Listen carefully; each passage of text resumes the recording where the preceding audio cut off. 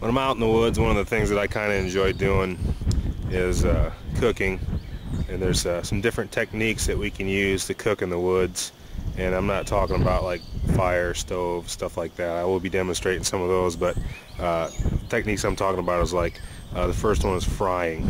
Frying is a great way to cook.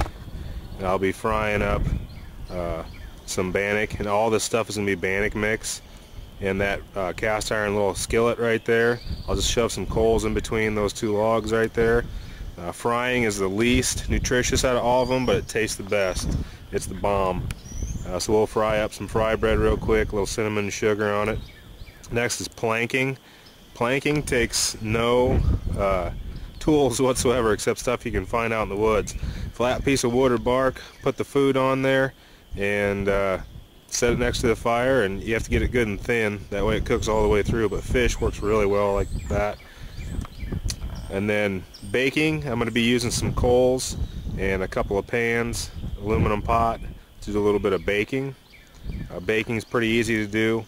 Just remember, you put more coals on top than you do the bottom, and you'll be alright. Dutch oven is a great way to do it too.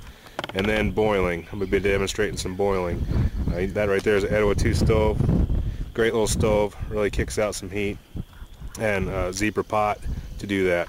So that's what we're going to be doing. We're going to be doing frying, planking, which is actually roasting, baking, and boiling. Boiling being the healthiest. And like I said, we're going to use bannock for all these. And you may say, well, you're going to boil bannock. Yeah, you make like dumplings, and they're great in a soup, or just if you put some chicken bouillon and then cook up some dumplings.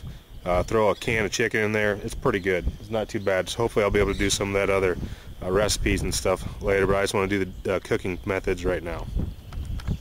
Alright, I think you can see what we got going on here. There's the planking or roasting. Just smear that bread on there. Makes nice little flat bread. Pretty easy to do. Like I said, no tools required really.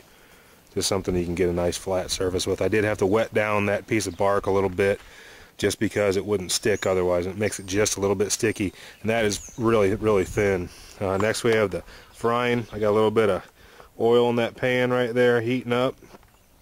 I got once again, I'm going to make a little bit of fry bread right there. The baking, I've got the coals on the top, coals on the bottom, baking a little biscuit in there. And then the boiling, my water's just starting to boil. I've got little flat dumplings that go in there. Now notice most of this stuff's flat and thin, and that's because it cooks a lot quicker that way.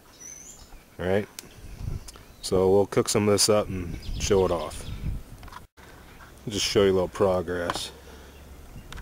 That's the old fry bread cooking up pretty good. And that planked bread, that flat bread right there, is starting to look pretty good too. Got a good boil going over here. Those dumplings should be pretty good, and just put a little bit more coals on top of the bacon biscuits. Alright, let's check this out. This is baking. Perfect. This is the boiling.